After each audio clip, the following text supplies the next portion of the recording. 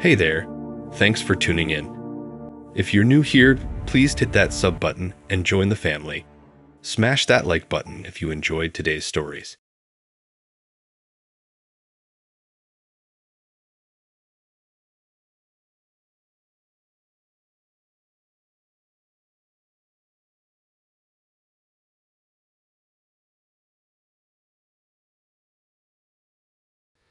It all started when I met Destiny.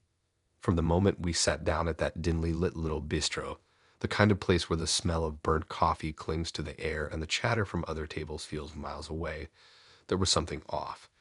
She was quiet, so quiet that it almost felt like she was daring me to break the silence. I figured maybe she was shy or just not big on talking to strangers. Whatever it was, I thought it was kind of intriguing, charming. But then the weird part kicked in. Destiny didn't say a single word the entire dinner. Not hi, not a how are you, nothing. Instead, she pulled out a small, worn notebook and a pen and started writing. At first, it was harmless, almost quirky. She'd scribble simple things. What she wanted to eat, questions about me, little jokes. I thought it was just her thing, maybe some unusual form of social anxiety or a preference for writing over talking. I played along thinking it was part of the charm. Honestly, I found it oddly interesting, even endearing in a way. But as the evening wore on, the notes changed. The handwriting grew messier, almost frantic, and the questions stopped being normal. They became weirdly specific and deeply personal, like she wasn't just getting to know me, she was digging. She wrote about things I hadn't told anyone, things I thought were locked away tight, buried deep where no one could find them. I remember one note clearly. She described the time I got fired from that job 2 years ago, and the way she wrote it was chillingly detailed. It was like she'd been there, watching it all happen, like she knew every humiliating moment and every bitter feeling that came with it. It wasn't just creepy, it felt like a punch in the gut. I asked her how she knew, my voice shaky, but she didn't say anything. Instead, she just wrote back with a smiley face and a cryptic message. You'll see.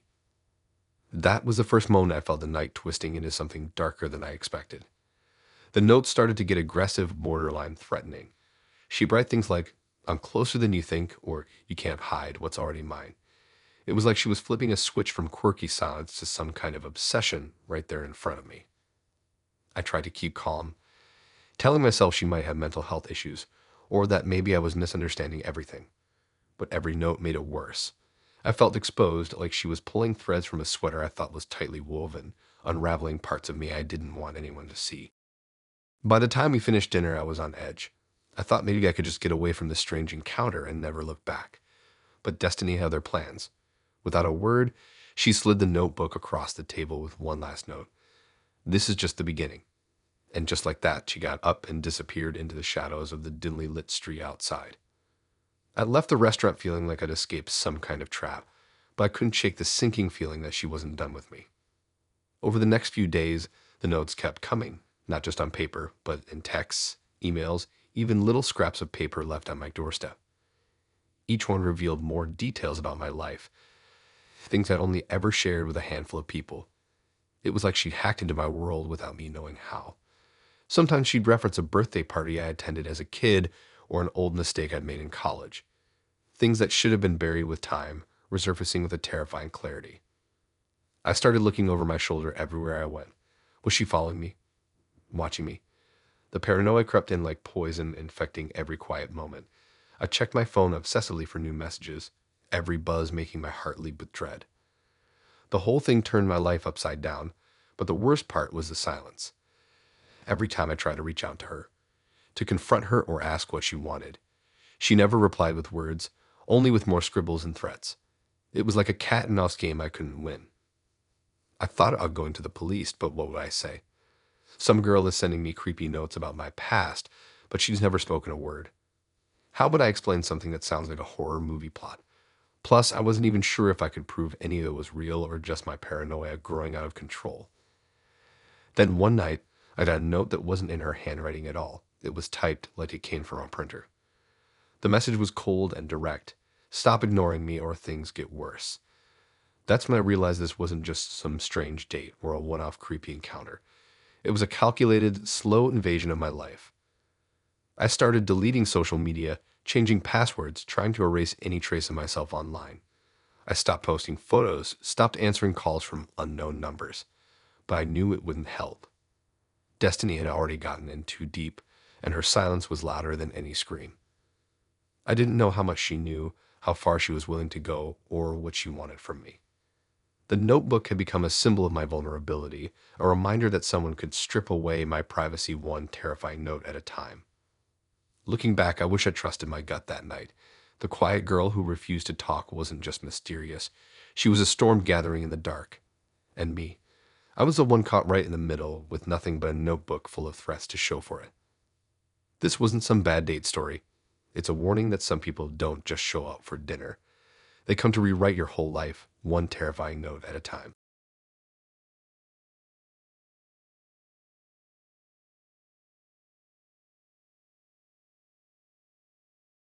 I never thought I'd be that person.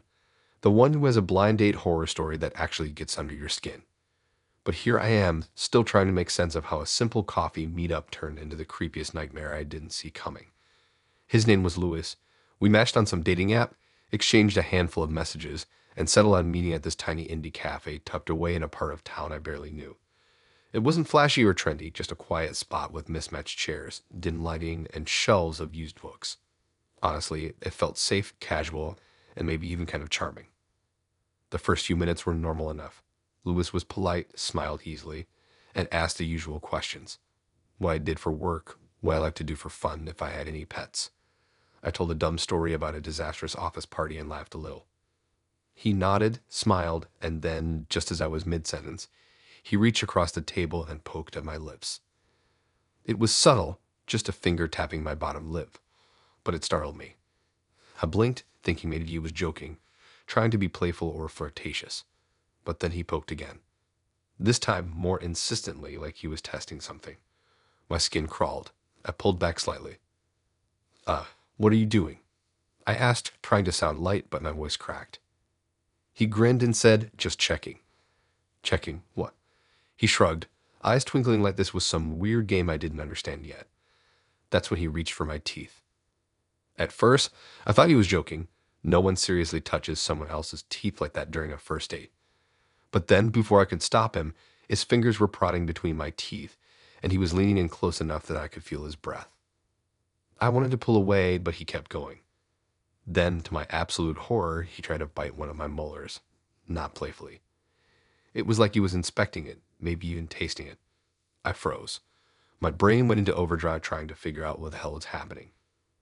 He looked up at me with his strange, proud smile. I collect teeth, he said casually, like telling me he liked hiking or watching movies. Wait, what? I asked, pulling my mouth closed. For my dates, it's a hobby, he explained, as if that made everything okay. My stomach dropped. My hands started to tremble under the table. I thought about laughing, about calling him out, or even just running out the door screaming. But the cafe was packed, and I didn't want to cause a scene. So I just nodded, hoping I had misunderstood, hoping this was some twisted joke. But it wasn't. I tried to focus on the conversation after that, but all I could think about was the weird way he kept glancing down at his backpack, which he had propped against his chair.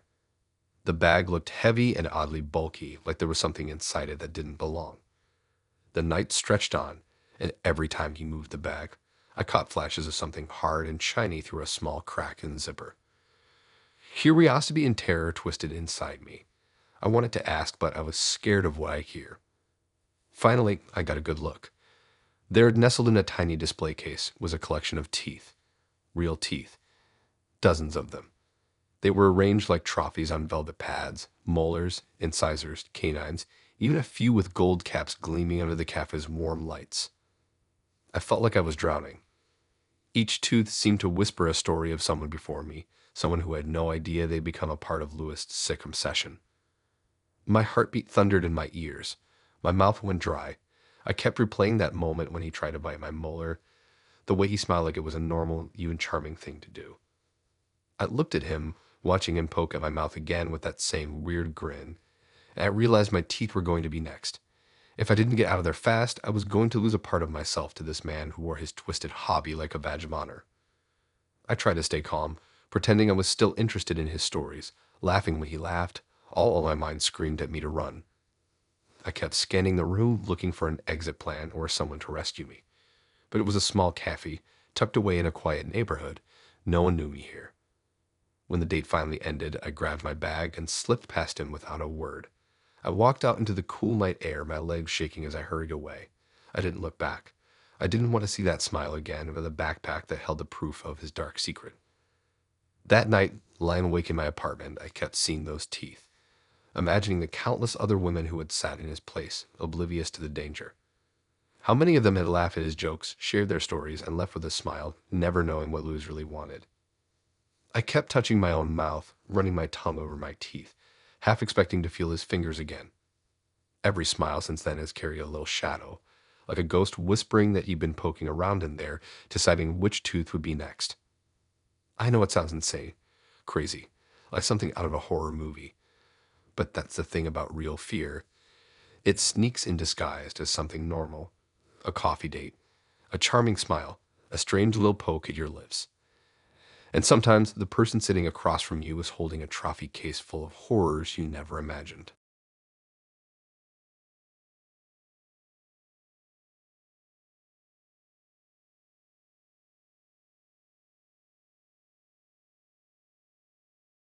I thought blind dates were supposed to be awkward but kind of fun, right? Like you meet someone, exchange a few weird stories, maybe get some lame jokes, and if you're lucky, you walk away with a funny story and zero trauma. That's what I expected when I met Hannah at this weird little cafe tucked away in some part of town I'd never been to before.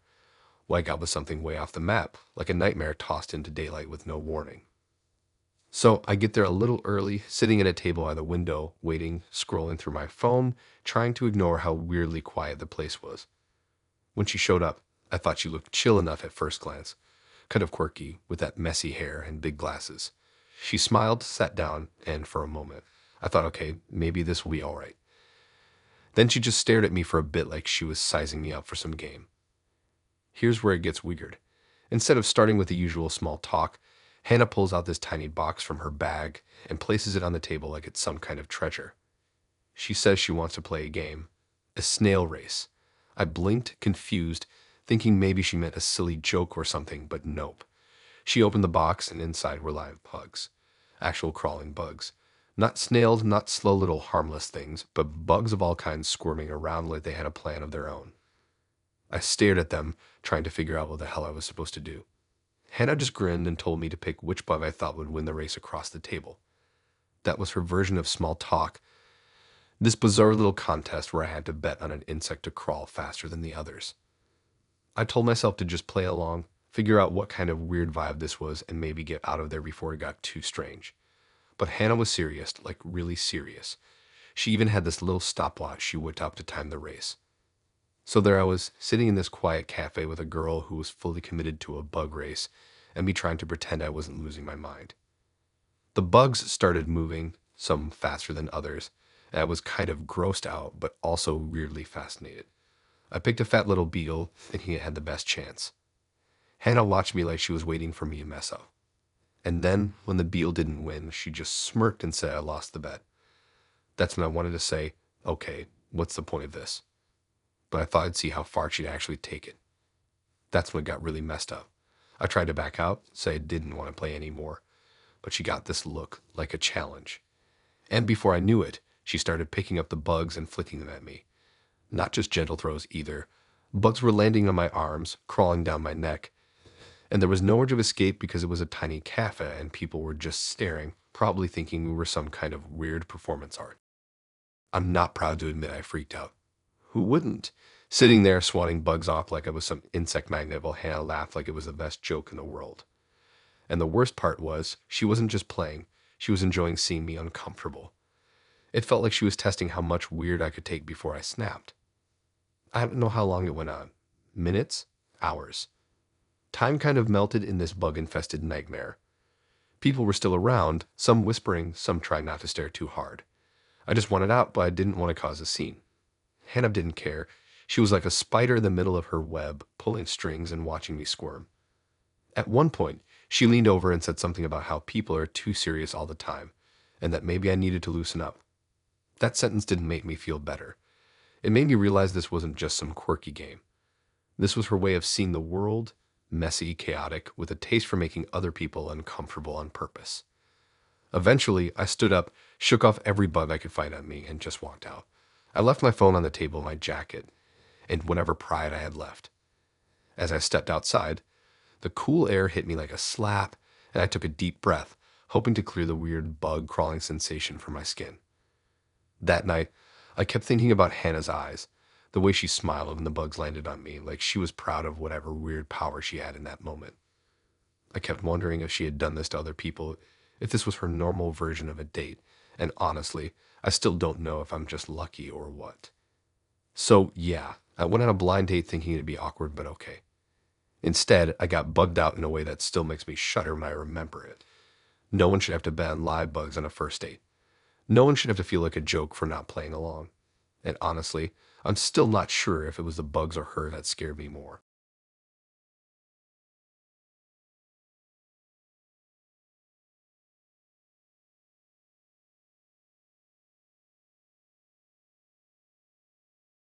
There's something about first dates that makes you hyper alert, your brain scanning every little detail, every flicker of a smile, every awkward pause, looking for clues. You're trying to figure out if this is going to be chill or a total disaster. The problem is, some of the signs only hit you after it's too late, after you've already sunk into the uncomfortable silence or forced conversation. My date with William was exactly like that, except it wasn't just awkward. It was straight up creepy, the kind of night that leaves a weird shadow in your head long after it's over. We picked this little diner on the edge of town, the kind of place where the neon sign outside buzzes and flickers, and the booths have definitely seen better days. You know the type, formica tables scratched and sticky, faded menus that smell like old grease and nostalgia. It had that weird charm, and I thought it'd be perfect for a first meetup. Nothing fancy, nothing too loud or busy. I got there first, sliding into the corner booth with a good view of the door and the whole room. The jukebox played some old rock song that I didn't know, and the smell of frying bacon filled the air. I was a little nervous, but mostly excited. When William showed up, he seemed normal enough. Friendly smile, a bit quiet, but not in a bad way. You know, like the kind of guy who thinks a lot but tries hard to be nice. We ordered the usual diner staples: burgers, fries, milkshakes. Nothing special, just a casual dinner. But that's when things started to go sideways. From the moment William took his first bite, I couldn't stop noticing something strange. Every single chew, every smack, gulp, crunch was ridiculously loud, like the kind of noise that makes your skin crawl. It wasn't just the normal sounds you get when someone eats. It was exaggerated, deliberate almost, like he was trying to make sure I noticed. At first, I tried to ignore it. I focused on what he was saying on the hum of the diner around us. But the chewing noises kept getting louder and louder, somehow filling the entire booth like a soundtrack designed to drive me insane. My stomach twisted uncomfortably, and my eyes kept flicking down to his mouth, watching the way his jaw moved like some weird machine. Finally, I couldn't take it anymore. I forced myself to sound casual and said, "Hey, could you maybe chew a little quieter? It's kind of loud." William stopped mid-chew and looked at me. His expression went completely dead serious. No smile, no embarrassment. Just this intense stare, like he was studying me instead of the food. "I need to make sure the food is alive," he said quietly. I blinked, confused. What? He leaned back, took another bite, and explained in this calm, almost clinical voice how he liked to test his food, how he wanted to see if it was really alive. I thought he was joking at first, maybe trying to be quirky or weird on purpose, but the look in his eyes told me he was completely serious. No humor, no hint of a joke. The sentence hit me like a punch. I froze, caught somewhere between laughing nervously and wanting to bolt out the door. Was this a date or some twisted episode of a horror show? From then on, the vibe shifted so fast I could hardly keep up. William started telling me these strange stories about how he watched his food move on the plate, how sometimes he took extra bites just to be sure it was still breathing. The way he talked about it was like he was describing a scientific experiment, but everything about his tone made my skin crawl. I tried to change the subject, but he kept circling back to food, to eating, to this obsession he had. It wasn't just the chewing sounds anymore, it was everything. The way his eyes lit up when he described the life inside his meals, the way he flicked his gaze to mine when he said something weird, like he wanted to see if I was freaked out. I felt like I was trapped in a slow-building nightmare. I glanced around the diner, looking for some kind of escape or a friendly face. The other patrons chatted and ate as usual, oblivious to the growing tension in my booth. But to me, the whole place felt like it was closing in. After what felt like forever, the food was gone. I wanted to get up, say goodbye, and run, but William had other plans. He said he wanted to show me a special trick with his food, some kind of performance he was proud of. I didn't know whether to laugh it off or try to escape quietly, but I stayed, watching as he pulled a tiny flashlight out of his pocket. The way he shined the light under his plate was unsettling. He was looking for something, or maybe watching shadows dance beneath the table. I didn't understand, but I could tell this wasn't normal behavior. My heart started pounding. I felt trapped in this strange bubble with him and his obsession. I kept telling myself it was just a weird quirk, something harmless, but deep down I knew it was darker than that. When the date finally ended, William walked me to my car. The usual polite goodbye was gone. Instead, he gave me this crooked grin like he was hiding something sinister but wanted me to be in on it. "I hope you understand our way of seeing the world," he said softly. I didn't answer. I just got in my car, locked the doors, and drove away with my heart pounding. I kept replaying his words, the way he chewed, that cold, distant look in his eyes. It wasn't just a bad date. It was a glimpse into something twisted, something I'm still trying to forget. Sometimes I wonder if he's done this before, turned dinner into a weird, unsettling experience for other people too. I think about how many days he's had, how many unsuspecting people sat across from him, sharing their stories, unaware of the darkness lurking beneath the surface. And now, every time I eat, every time I hear someone chew loudly, I get a shiver. I keep hearing those smacks and gulps echoing in my head, wondering how close I came to something much, much darker than I ever imagined.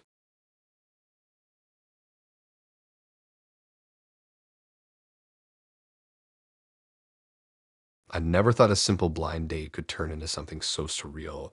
It felt like a bad dream you couldn't wake up from. But that's exactly what happened with Zara. At first, everything seemed normal, maybe even promising.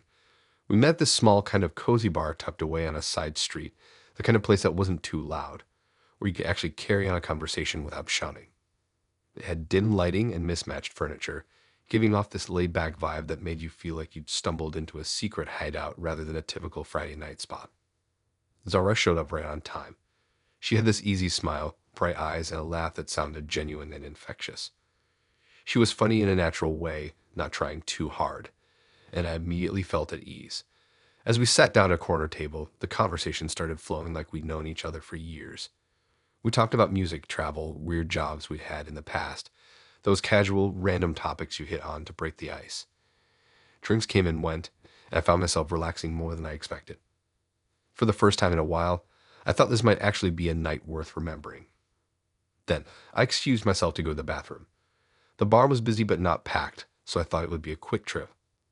As I walked toward the restroom, something strange happened. Just as I reached the door, I heard a faint noise, like whispering mixed with soft giggling.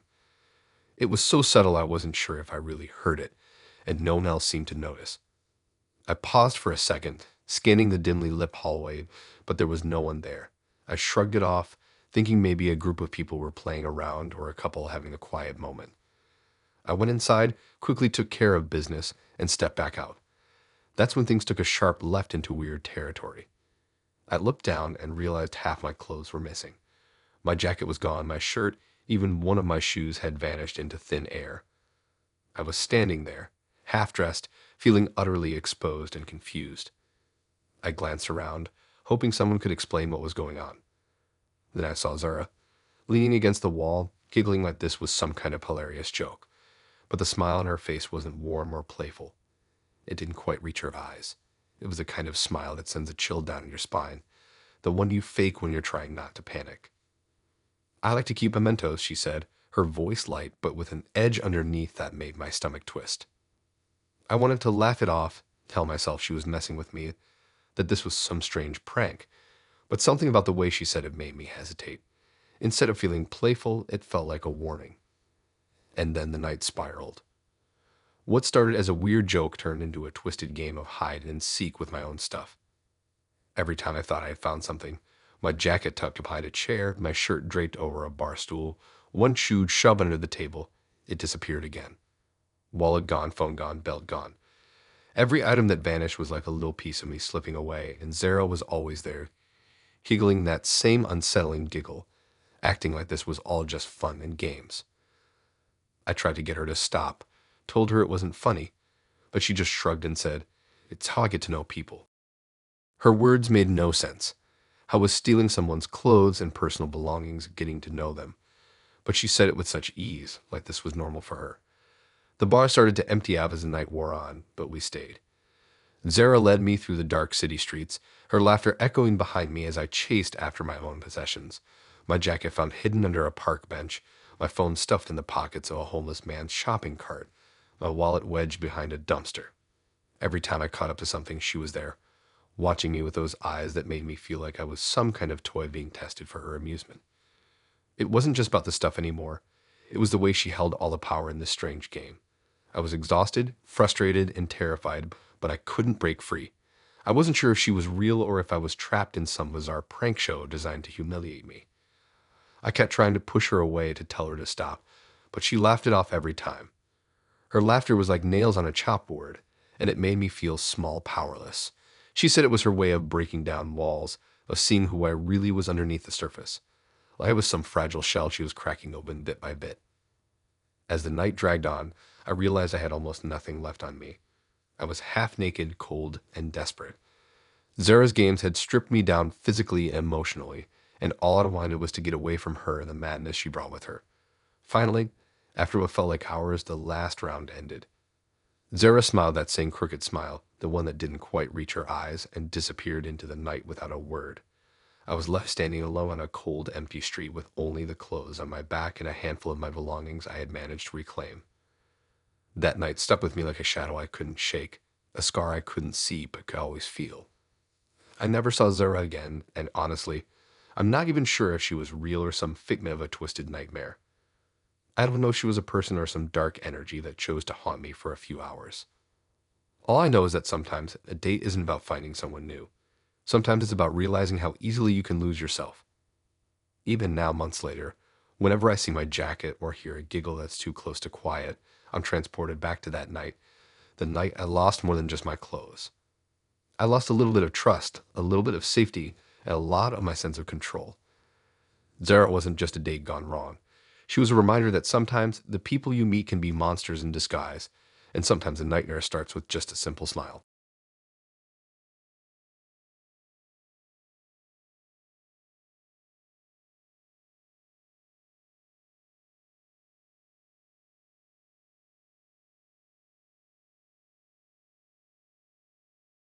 Okay, so here's how this totally messed up blind date went down.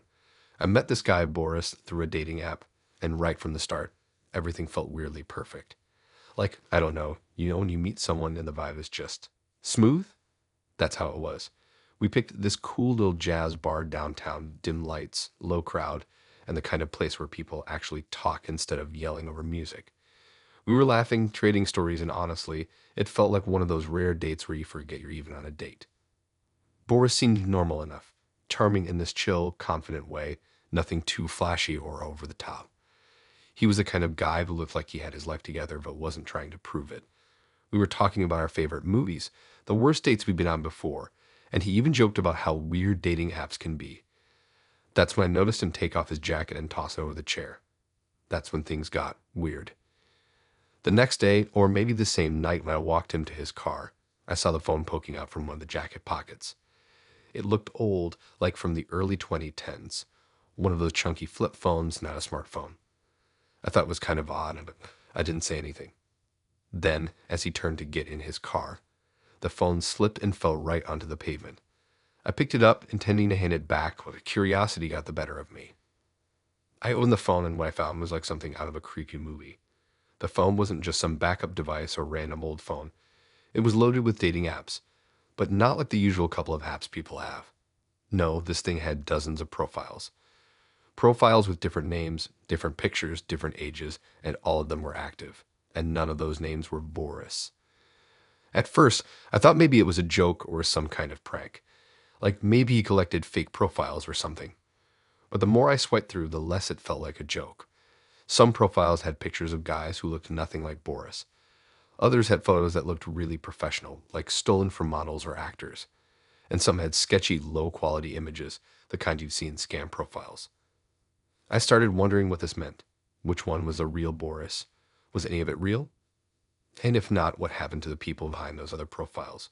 Were they even real people? The whole idea that one person could be juggling so many fake identities was seriously unsettling. I mean, why would anyone need so many? What's the point of having dozens of fake profiles on different apps? I remember sitting there staring at the phone, feeling this cold pit in my stomach. It was like the foundation of what I thought I knew about him cracked wide open. Everything about that perfect date suddenly felt like a lie. Every smile, every laugh, every "this is so cool" moment. Was it all just another mask? Then it hit me. What if this wasn't just about dating or lying for fun? What if he was using those profiles to mess with people, to trick them, or worse? The thought made me shudder. What if those profiles were bait? What if some of those people were trapped in stories I didn't even know about? I tried to tell myself to calm down. Maybe he was just a guy who had a weird hobby. Maybe he collected fake profiles to study people or test the system. But deep down, I knew that wasn't the case. No one needs dozens of fake identities for research. This was something else. The night went on, and I kept replaying our conversations in my head. The things he said, the way he looked at me. Was any of that real? Did he switch names depending on who he was texting or chatting with? Was I just another one of those profiles? I wanted to ask him, to demand answers, but I didn't have the courage. The worst part was knowing I couldn't trust him. Not anymore. He wasn't just some guy on a date. He was a man hiding behind so many masks that I didn't even know which face belonged to the real him, or if there even was a real him at all. The last thing I remember from that night was handing the phone back to him and watching as his expression shifted. It wasn't panic or anger. It was cold, like he was calculating something. And when he slipped the phone back in his jacket pocket, I realized this wasn't a simple blind date gone wrong. It was something darker. I still don't know what happened to the people behind those profiles, or if those profiles were even people at all. All I know is that Boris wasn't just a guy I met for coffee and laughs. He was someone who used the idea of connection to trap people in a web I'm still trying to unravel. And that phone, with all its faces and lies, is proof that sometimes the person sitting across from you might not even be one person at all.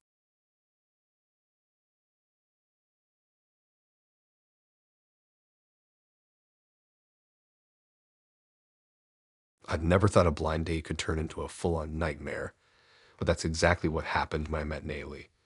It wasn't even the usual weird stuff you hear about. No ghosting, no awkward silences, no obvious red flags. No, this was something way more unsettling, something I didn't see coming until I was already caught in it. I'd swiped right on her profile on a dating app, we matched, and after exchanging a few messages, like easy stuff, we set up a date at this quiet little cafe tucked away in the city. Nothing flashy, just the kind of spot where you can actually hear the person you're talking to. Perfect, right? The night started off normal enough. Natalie showed up looking exactly like her photos, with a warm smile and confident stride. She wore a casual jacket over a soft sweater, her hair falling just right, the kind of effortless look that's always more impressive in person. We shook hands, found a cozy corner table, and ordered drinks.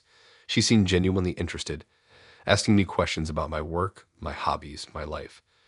It felt refreshing, like she actually wanted to know me, not just skimmed the surface. I was relaxed, opening up more than usual, even telling her some things I normally keep to myself because, when you meet someone new, you want to be real. I didn't expect that being real would come back to bite me. As the conversation flowed, I noticed something odd. Nayli was fiddling with her phone, but it wasn't the casual scrolling or texting you'd expect.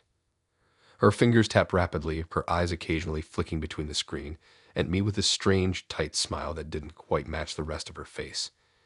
It was subtle, almost unnoticeable, but enough to make me curious. I thought maybe she was texting someone about the date or checking the time.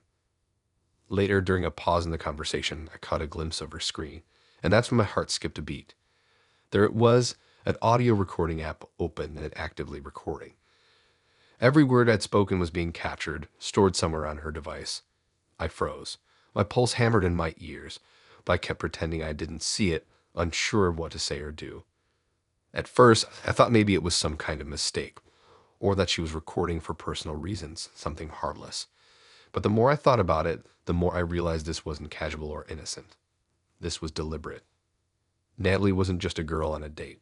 She was a freelance journalist. I had learned that from her profile, the way she described herself. And suddenly, every question, every follow-up, every probing detail made sense. This wasn't curiosity. This was research. I started piecing it all together. The way she kept steering the conversation, asking about my past jobs, my relationships, the struggles I'd had, things most people don't bring up on a first date. It wasn't just small talk, it was investigation. I felt like I was the subject of an interview, except I hadn't signed up for this, hadn't given my consent. And it got worse. As the night went on, I noticed she already knew things about me, things I never told her, things I barely told anyone. Details about my family, my old neighborhoods, even some incidents I thought were buried deep in my past. It was like she'd been watching me, digging through my life while pretending to be interested. That feeling of being watched turned into a gnawing dread. How much did she have? How much would she use? Was she waiting for the right moment to drop the hammer? I wanted to get out. I wanted to excuse myself, say something, do anything to break free. But every time I tried to shift the topic or end the conversation, Natalie had a way of pulling me back in. She threaded every subject back to me, carefully guiding me through my own stories like a puppeteer. It was exhausting. Every time I thought I'd found an escape, she'd bring up some detail I'd forgotten I shared or a memory that suddenly felt way too private to be hearing from a stranger. The cafe itself added to the claustrophobia. It was dimly lit, cozy but crowded, with a murmur of other patrons blending into a dull background hum. People were wrapped up in their own worlds, laughing, chatting, scrolling through phones. But I felt utterly isolated. I was trapped in a bubble of silence and quiet whispers. I kept glancing around, half hoping someone would notice the tension in my shoulders, the way my eyes darted nervously. But no one did. I was alone with Natalie and the weight of her recording. I wondered if this was some kind of trap, a setup. Was she building a story? Was I just the bait? The thought that she might publish everything, or worse, twist it, make me look bad, made me feel small and helpless. I kept rehearsing what I could say if I confronted her, how I could demand the recordings be deleted. But deep down, I knew it wouldn't be that simple. When the date finally ended, Natalie stood up, smiling like everything was perfectly normal, like this was just another successful meeting. But I could feel the shadow of those recordings hanging over me, heavy and dark. I didn't know what she was going to do with the conversations, how far she'd go. Would she write an article? Use my stories as ammunition? Twist the truth to fit some narrative? The unknown was worse than any confrontation. I walked to my car with a knot in my stomach. The night air felt colder than usual, and every noise, the distant sirens, the hum of traffic, seemed amplified. I kept replaying the date in my head, the way she looked at her phone, the way she smiled when she thought I wasn't paying attention. It wasn't just a bad date anymore. It was a reminder that sometimes people don't show you who they really are until it's too late. In the days after, I couldn't stop thinking about it. I tried to warn myself to let it go, to move on. But every time I checked my phone, or heard the faint ding of a message, I wondered if she was using what she had. I imagined headlines with my name on them, stories I never wanted to be public. It was like I'd handed over my own story to someone who wanted to use it as a weapon, and now it was stuck waiting for the fallout. That's the worst part, feeling completely vulnerable and powerless, not knowing when or how the other shoe will drop. I still think about Natalie sometimes, how easy it was to trust her, how fast things turned. It's a lesson I learned the hard way. Blind dates aren't just about hoping for a connection. Sometimes they're about watching your guard because the person sitting across from you might not be who they seem. And in some cases, they might already be writing your story without you even knowing it.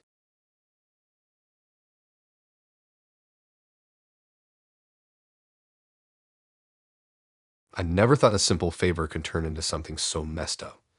It all started with a blind date. Tim was his name, and honestly, I thought he seemed normal enough. We met at this cozy little diner on the edge of town, the kind of place where the neon sign flickers just enough to remind you it's there, and the jukebox plays old tunes that no one really listens to anymore, but somehow still fit the mood. The air smelled faintly of coffee and grease, a familiar comfort that made the place feel like a second home for people who didn't want anything fancy, just a place to sit and talk. The date went okay, nothing too crazy, but not terrible either. We laughed over the small talk, shared stories, and ate burgers that were greasy but hit the spot. After dinner, Tim offered to drive me home. I didn't think twice about it. Usually I take a cab or walk, but the night was cool and the streets were pretty empty, so I figured why not. I got into his car, the leather seats still warm from the day's use. The engine hummed softly as he pulled out onto the quiet streets, and for a moment, everything felt fine. The city lights blurred past the windows in long streaks, and I could hear the faint crackle of a late-night radio station playing some mellow tunes. But then something changed. The doors locked automatically with this loud click, way louder than usual. I looked over, and Tim noticed it too. He reached for the door handle to unlock it when I stopped him. I told him he couldn't leave, not yet. That's when the mood shifted. I told him he was in danger, that I had to keep him there to protect him. I don't know what made me say that, but I was serious. I was tense and weirdly calm at the same time, like I was holding back some big secret. Tim looked confused and a bit freaked out, but he didn't push too hard. The city lights outside continued to blur as silence settled between us, thick and heavy like smoke. His eyes flickered with uncertainty, trying to read me, searching for some clue to what was going on. Hours passed, though it didn't feel like time passed at all, more like we were trapped in some strange limbo. The way she talked, or rather the way she controlled everything, felt less like concern and more like a trap. I tried to understand what she was really about, but every time I looked at her, I saw something different. The soft smile she'd had over dinner was gone. In its place was this sharp, calculating stare that didn't blink, like a predator sizing up its prey. The car wasn't moving anymore. We'd stopped on some deserted street, cracked pavement stretched out on either side, and a few flickering street lamps cast long, broken shadows. I realized then that she wasn't the person she said she was. The friendly woman who wanted a ride home was just a mask, and beneath it was someone else entirely. Someone who was watching me, studying me, maybe even planning something I couldn't grasp. I thought about trying to open the door, but it was locked tight. The windows were rolled up, and the air inside the car felt thick, almost sticky, like it was pressing down on me from all sides. Time slipped by in a weird blur of quiet and tension. I kept hoping someone would walk by or a car would come down the road, but there was nothing. Just us, stuck in that cage of steel and glass. She kept saying I was lucky she was there, that I didn't understand the danger waiting for me outside. But the more she talked, the less I believed her. It felt like a twisted game. She had this way of speaking that was half caring, half warning, like she was both my captor and my guardian at the same time. Her voice was low, soft, but underneath it was something colder, something carefully controlled. I wanted to push her away, to tell her to stop talking in riddles, but I couldn't. I was frozen in place, my mind racing for a way out. At one point, I noticed her phone light blinking on the dashboard, and I caught a glimpse of the screen. Messages from strangers flooding in, warning her about someone. I wondered if she was lying to me or if she really was the danger. The lines blurred, and I couldn't tell anymore. The whole night spun out of control like I'd stepped into a movie without a script, a story that twisted and turned and left me gasping for air. I tried to piece together how I got here. The date, the ride, the locked doors. It all felt wrong, but I couldn't blame myself for trusting her at first. People do weird things on dates, and sometimes you just go with the flow, hoping it won't turn weird. But this wasn't just weird, it was frightening. Eventually, I stopped trying to fight it. There was no way out of that car on my own, and I didn't want to make her angry. I sat back against the seat, trying to steady my breathing, watching the streetlights flicker and the shadows grow longer. She talked about things I never shared with anyone, little details about my job, my apartment, my routines. Somehow she knew all this. Somehow she wasn't who she said she was. The minutes stretched on like hours. My mind was a whirlwind of fear, confusion, and desperate hope that this was some elaborate joke, some misunderstanding that would unravel any second now. But it didn't. I don't know what happened after that. Maybe it was a long night of waiting for a chance to escape, or maybe she finally let me out when she felt like it. I only remember the pounding in my chest as I stepped out of the car, the cold night air hitting my face like a slap. The streets were still empty, the diner's neon sign flickering dimly in the distance. I didn't look back.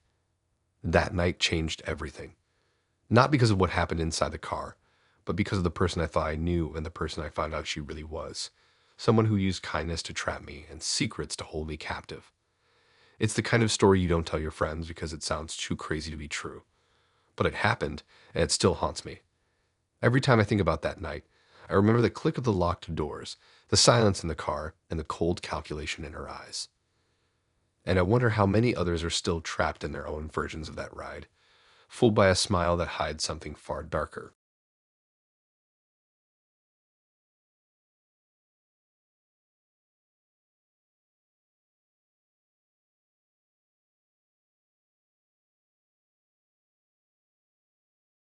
Okay, so this one time I went on a blind date with this girl named Aaliyah. And honestly, it started out pretty normal. We agreed to meet at this little coffee shop tucked away in the back streets of town. Not the usual busy spot, which was kind of nice. I figured, chill vibe, maybe some laughs, and who knows, maybe it'd turn into something. But man, by the end of the night, I was questioning every decision I ever made. So Aaliyah shows up, and right away, she's got this gift with her. Not the usual, hey, here's a small thing kind of present, but a legit nicely wrapped box. Like, she actually put effort into making it look fancy. All neat paper and a little bow on top. I thought it was sweet, maybe some kind of quirky thing to break the ice or something. I mean, I didn't really expect much. Maybe some weird candy or a book she liked. But no, when I finally opened it, I was hit with this jar. A small glass jar with something gross inside. It was her spit. Yeah, a freaking jar of saliva just sitting there like it was the most normal thing in the world. The smell hit me before I even saw it clearly, a weird, sour, kind of musty thing that made my stomach turn. I looked up, half confused, half trying to figure out if I was supposed to laugh or be freaked out. And Aaliyah, she just smiles this weird little smile and says, "Now you'll always have a part of me." That's when the real creepiness started sinking in. How long had that jar been sitting in her purse? Had she brought it with her all day? Had she spit in it this morning, yesterday, or maybe even longer ago? The idea that she had carried around this jar of her own spit, just waiting to give it to me, made my skin crawl like nothing else. At first, I tried to laugh it off, thinking maybe it was some kind of weird joke, or like an art project or something. But the way she looked at me, calm and kind of proud, like it was a totally normal gift to give someone you just met. And that's when the nerves kicked in. We sat down, and I kept the jar on the table, trying not to stare at it too much because honestly, it felt like some kind of time bomb. Aaliyah told me stories about her life, and at times it seemed like she was trying to test me, to see how I'd react to this jar right in front of me. She wasn't shy about it. She would even tap the jar occasionally, like she was saying, "Don't forget this." I tried to focus on the date, but I kept thinking about the spit. Was it just spit, or was there something else in there? How hygienic was it? And more importantly, why the hell would she think this was a good idea? It felt like a boundary I didn't even know existed until that moment, like the line between normal and totally messed up just got wiped out. We moved from the coffee shop to a park bench nearby. The night air was cold, and the quiet sounds of the city around us made it feel even more intense. The jar was still there, a little glass reminder of how wrong things were getting. Aaliyah kept talking, I was nodding, but inside my mind was racing, wondering if she'd brought other jars before. Was this some kind of collection? Did she do this for all of her dates, or just the ones she thought might stick around? I even caught myself glancing at her purse, half expecting to see more jars or some kind of weird tools for collecting spit. It sounds insane now, but I swear I thought about it. The way she acted, so casual about something so gross, made me realize I didn't really know her at all. By the end of the night, I was desperately looking for a way to leave without making it obvious. I didn't want to insult her, but I couldn't imagine taking that jar home. The whole idea of it sitting in my place, just chilling with my stuff. No way. I walked her back to her car, all the while keeping the jar clutched like it was some kind of cursed artifact. When I got home, I didn't even want to touch it anymore. I ended up tossing it in the trash outside, hoping no one would find it and thinking about how something so small could turn an evening completely upside down. It's wild how one weird gift can change your whole perspective on a person. Aaliyah seemed okay at first. Funny, smart, easy to talk to. But that jar? It was like a red flag screaming that there was way more beneath the surface, stuff I didn't want to uncover. Looking back now, I wonder how many times she's done that. How many jars of spit she's handed out like some twisted token, making people carry a piece of her around without even realizing what they agreed to. And honestly, every time I think about that night, I get this weird mix of disgust and fascination, like I had a glimpse into a world that's just a little too off to ever forget.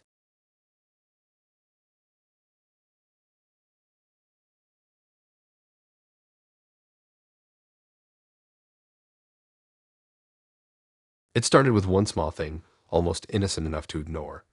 The morning after my blind date with Adam, I stepped outside my apartment and found a little package sitting on the doorstep. At first, I thought maybe it was a gift from a friend or something I'd forgotten about, maybe some kind of welcome gesture. But when I opened it, inside was this tiny charm, a delicate silver leaf necklace that I had once mentioned to my best friend months ago. Nothing crazy, just a casual comment about how I liked nature-themed jewelry. I shrugged it off and tossed it into my jewelry drawer. It was sweet in a way, though slightly odd that someone I just met would know something so specific about me. Still, I told myself it was probably harmless, maybe even thoughtful. But then the next day there was something else. A worn copy of a book I talked about loving as a kid, something I hadn't owned in years, just sitting there outside my door. I recognized the faded cover immediately, one of my childhood favorites, the kind of book that brought back bittersweet nostalgia. I didn't ask questions. I brought it inside quietly and put it on my shelf. Then came the tea. A box of that particular herbal blend I'd mentioned once during a casual conversation with a coworker, the kind that was hard to find and a little expensive. After that, a vinyl record from a band I hadn't listened to in years, a rare find for someone who only casually liked their music. And then a little hand-drawn postcard of a coastal town I'd only visited once on a family vacation, the art delicate and hauntingly familiar. At first, it felt kind of sweet, like, wow, this guy really listened, really cared. I told myself that maybe Adam had gone the extra mile, was paying attention in a way I hadn't expected. Maybe this was his way of saying, I'm serious about you. But the sweetness faded fast, because these weren't the gifts you just get from someone who pays attention. These were things I'd never shared publicly, never on social media, never with friends, not even my family. These were deeply personal fragments of my life, things I'd only ever mentioned in passing to a select few people. How was he getting this information? And why was he leaving it somewhere where anyone could see it?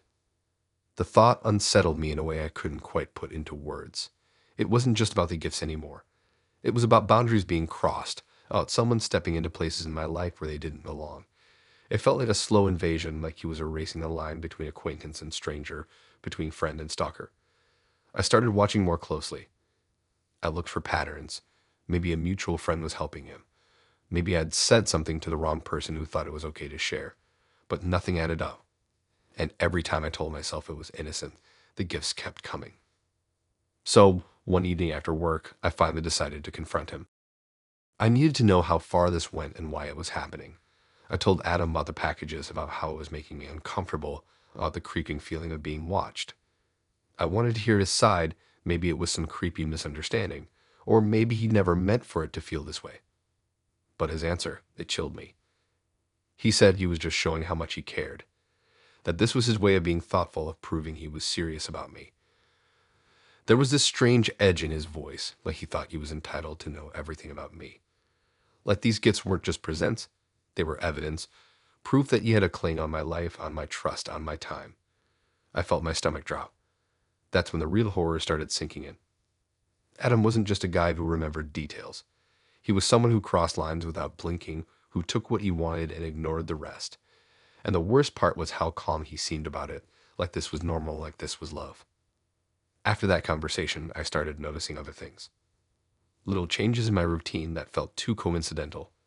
Times when I thought I was alone but caught glimpses of someone lingering just outside my window. The feeling of eyes on me, even when no one was supposed to be there. My phone would buzz with messages at odd hours, texts from numbers I didn't recognize, photos of places I'd just been, cryptic notes that didn't make sense until I felt my skin crawl. It all built up into this pressure I couldn't shake, like the air itself was heavier, like someone was always watching just beyond the edge of my vision. I kept wondering if I should block him, cut all ties, change my number. But something about the way he kept insisting he cared, that he was doing all this out of love, kept me frozen. Like, what if I was overreacting? What if this was just how people showed affection now? What if I was the one being unreasonable? But then one night, I found a gift unlike the others. Not something small or pretty, but a note. It wasn't signed, but the handwriting was unmistakable. It said, I'm always closer than you think. The words weren't just creepy, they were a warning. That night, I didn't sleep. I sat by my window, watching the empty street below, wondering if he was out there. Wondering if he was watching me, waiting for me to open the door again. I imagined shadows lurking just beyond the porch light, footsteps lingering when no one was supposed to be around. The next day, the gift stopped. But the fear didn't. I realized that what started as a blind date had turned into something I couldn't escape. A trap disguised as attention. Adam's gifts weren't tokens of affection. They were signs that he had taken control over parts of my life without asking. No matter what I did, That control felt like it was tightening, squeezing me in ways I couldn't explain. Now, every time I step outside, every time I hear a knock or a soft rustle, I wonder if it's him. Not the guy I met for coffee, but the stranger who used kindness as a mask to cross lines that should never be crossed. This isn't some love story. It's a warning. And the worst part, it all started with a simple gift left on my doorstep.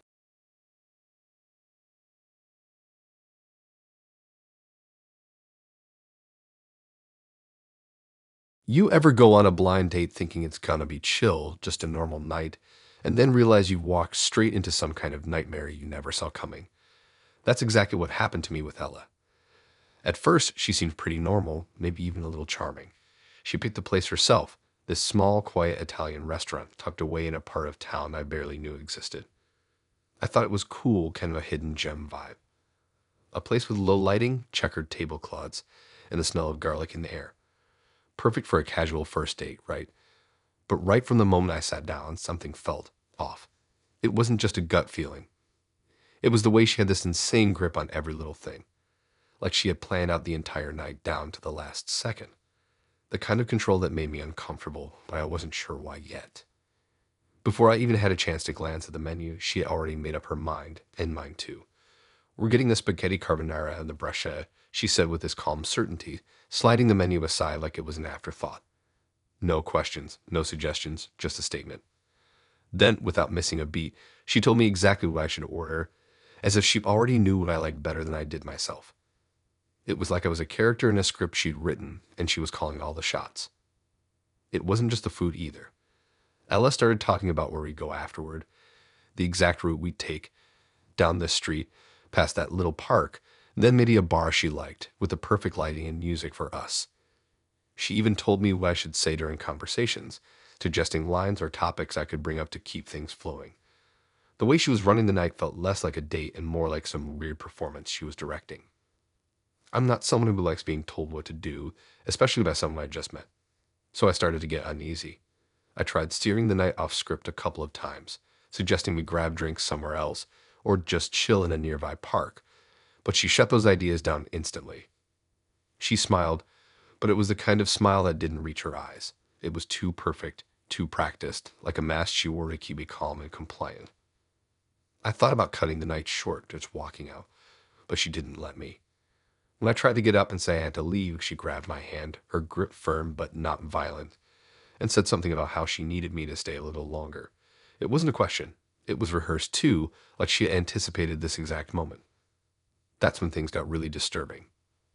Ella pulled out her phone and started scrolling through it, showing me screenshots of my social media, my posts, my daily check-ins, pictures I hadn't even posted but had been tagged in my friends. It was like she'd been stalking me for months, watching my every move online, learning my habits, my favorite places, even the times I usually left work. My stomach dropped. How did she even get this information? Who was this girl really? I tried to tell her it was too much, that I wasn't comfortable with this level of access to my life. But she just laughed softly and said she wanted everything to be perfect, that she needed to know every detail to make the night special for me. But there was something off in the way she said it, like it wasn't really about me at all. Like the information was some kind of weapon or tool. The rest of the night felt like a trap. She controlled every move, every word I said, constantly reminding me of what I liked, what I did on certain days, and how she had planned all of this down to the last detail to make sure we would connect. It was like she wanted me to feel like this was fate, that we were made for each other, but the more I felt that way, the more I knew I was in a nightmare. Outside, the street was dark and empty when we finally left the restaurant, but she still wouldn't let me go. She said she had one more surprise. I didn't want to know what it was, but I followed because I didn't see another way out without causing a scene. She led me to this small apartment not far from where we ate. The door creaked open, and the place was dimly lit by a single lamp. Inside, the walls were covered with photos of me, some recent, some from years ago.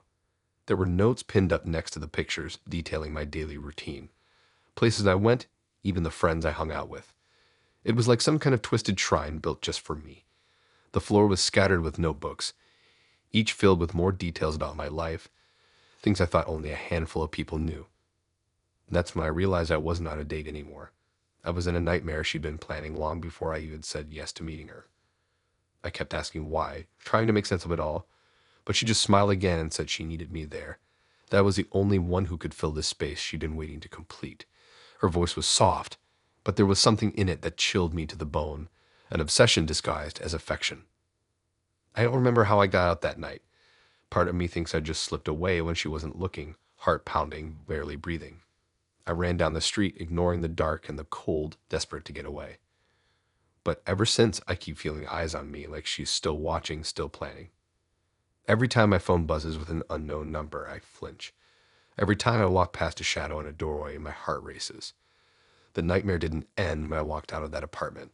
It started there. I've learned the hard way that sometimes what starts as a perfect plan can turn into something you never escape from. This wasn't just a blind date gone wrong. It was a carefully choreographed trap.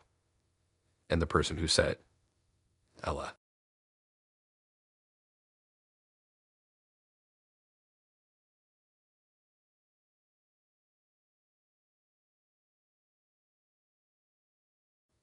That's exactly how my blind date with Harry started, like any regular plan.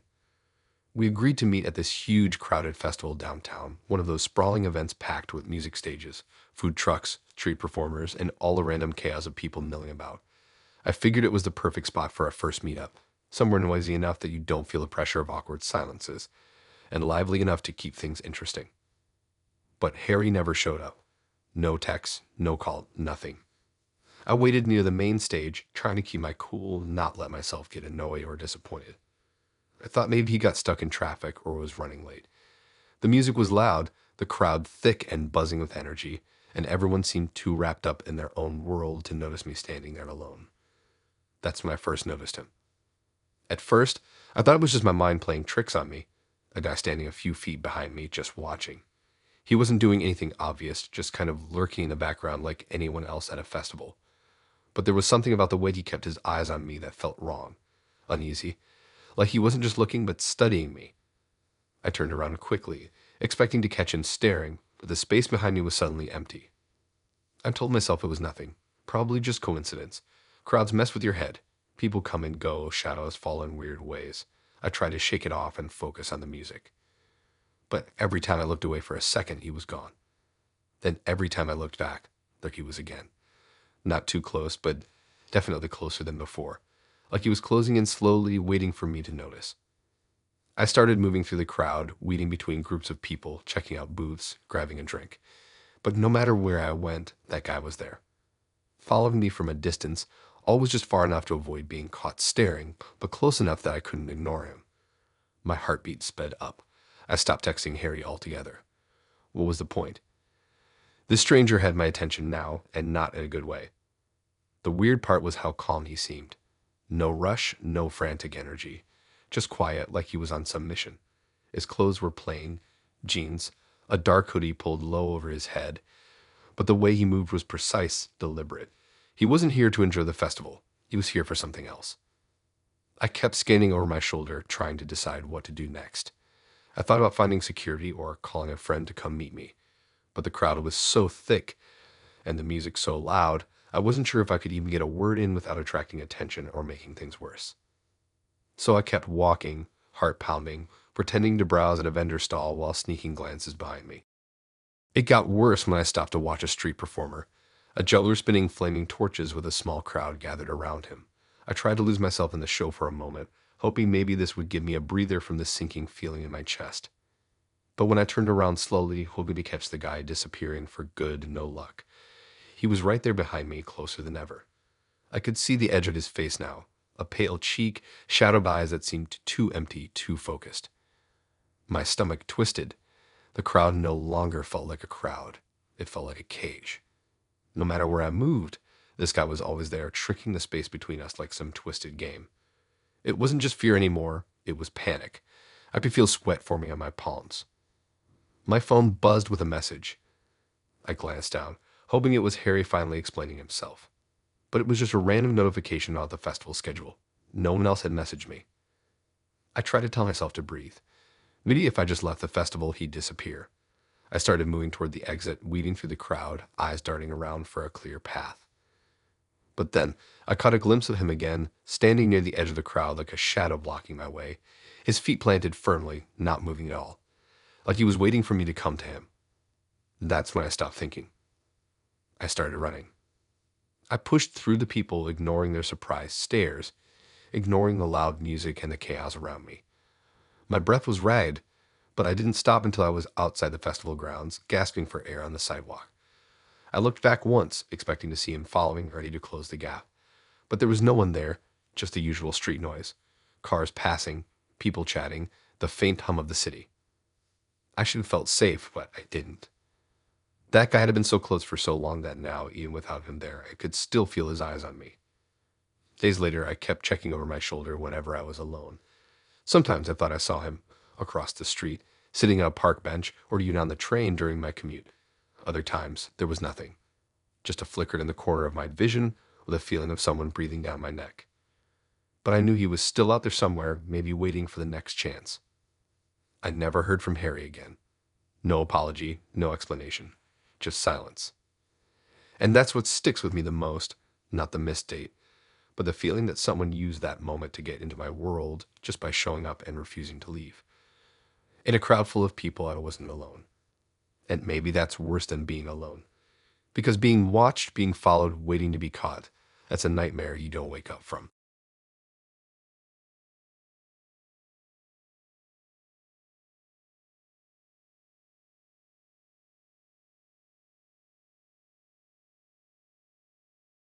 I remember thinking that blind date was just another random coffee shop meetup, nothing special. The girl's name was Barry. We connected over some awkward small talk and shared a few laughs in this tiny, slightly rundown cafe tucked into a corner of the city I rarely visit. Nothing flashy, just two people trying to figure each other out over burnt espresso and stale muffins. At the time, it felt normal enough. I left feeling okay, like maybe I'd met someone interesting, but nothing I was rushing to call again. The next day, though, things started to get weird. I was on the subway heading to work when I caught a glimpse of someone behind me in the reflection of the window, someone watching. At first, I thought it was just a coincidence, maybe someone staring off into space, but the longer I rode, the more it felt like the same person kept appearing near me. I kept turning around, but there was never anyone there, just empty seats or strangers who quickly looked away when I stared. It made me uncomfortable enough to start paying attention. I shrugged it off, telling myself it was probably nothing.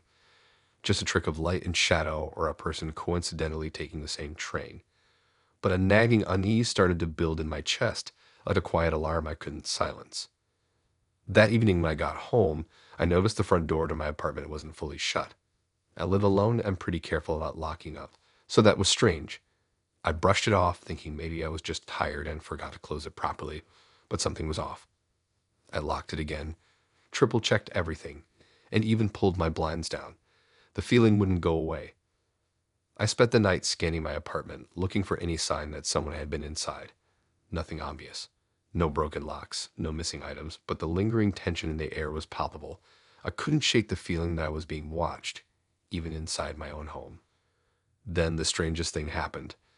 My laptop started acting weird. The webcam light flickered on a few times when I wasn't using it.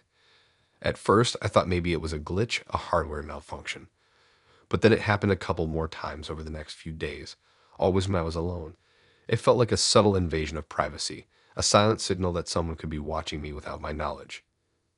I dug through my computer's settings, ran every security scan I could find, changed every password I could think of, and yet I kept noticing subtle things. Files I didn't remember creating, browser tabs open to strange sites I never visit. It was like someone was poking around my digital life while I slept, learning my habits, mapping out my world. Then I remembered Barry. It was strange how much info she seemed to know about me during the date. Not in a creepy way at first, just the usual small talk about my job, favorite places to hang out, even some vague mentions of friends. But looking back, it felt like she was testing the waters, gathering details, seeing what I'd let slip. The more I thought about it, the more I realized how carefully she navigated the conversation, dropping little hints, watching how I reacted, piecing together my routine. It wasn't innocent curiosity, it was reconnaissance. I went back to the cafe the next day, trying to see if maybe I could catch her or figure out who she really was. The barista remembered her, said she was a data analyst, worked in a building nearby. That job title made me uneasy because I knew what that meant. Someone who digs through data, looks for patterns, sometimes uses that info for less than innocent purposes. Over the next week, every time I got on the train, I saw that same figure lurking in the background. Sometimes just standing a few cars away, sometimes sitting across the aisle, always watching but never approaching. Always present, always silent. At home, I started to notice more odd things. My phone began behaving strangely, battery draining faster than usual, weird apps installed that I hadn't put there. Notifications popped up briefly, then disappeared. It was subtle, but unmistakable, like a ghost inside my devices, crawling through my contacts, learning more about me every day. It was terrifying to realize how much someone could learn just from watching and listening. She knew when I left work, when I got home, who I met up with, what websites I visited, and even details about my friends and family. It was like she connected dots I didn't even know existed, all from that one afternoon we spent together. I tried telling myself maybe I was overreacting. Maybe this was all coincidence or paranoia. But then I found something on my laptop, a folder labeled with my name, full of screenshots from my social media, emails, even photos I hadn't shared anywhere. It was clear. Mary wasn't just interested in a date. She was obsessed with tracking me, maybe even controlling me.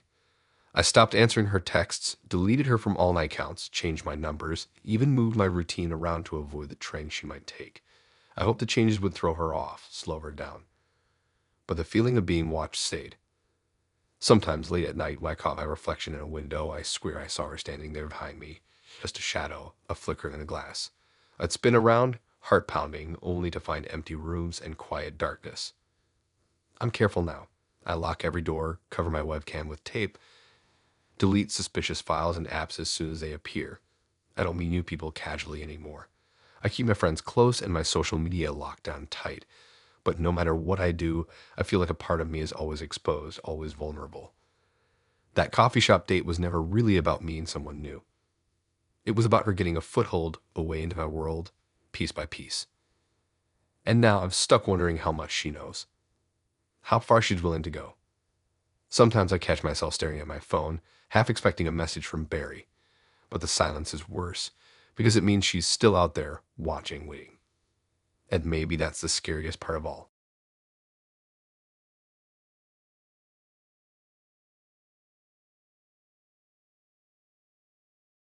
I never thought something like this would happen to me. I'm usually the person who reads all those horror stories online and thinks, yeah, that would never be me. But here I am, still trying to wrap my head around the fact that after one nice date, my whole apartment started feeling like a trap. It started with a normal Friday night. Declan and I met at this small bistro I'd never been to before, tucked away in this part of town where the streets curve like they don't want you to find your way out. He showed up looking like he belonged there, casual but sharp, that easy kind of charm that makes you forget all the bad dates you've had. We talked for hours about everything and nothing. He didn't rush me. He didn't try to impress with flashy stuff. Just this weird kind of relaxed confidence. I remember thinking how rare that was. When I got home, everything felt lighter. Like the night had erased the usual awkward tension I carry around when I'm by myself. But the next morning I noticed something.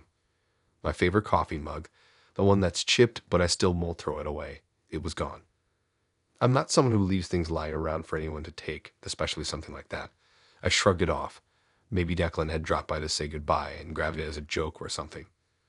I even told myself I must have misplaced it.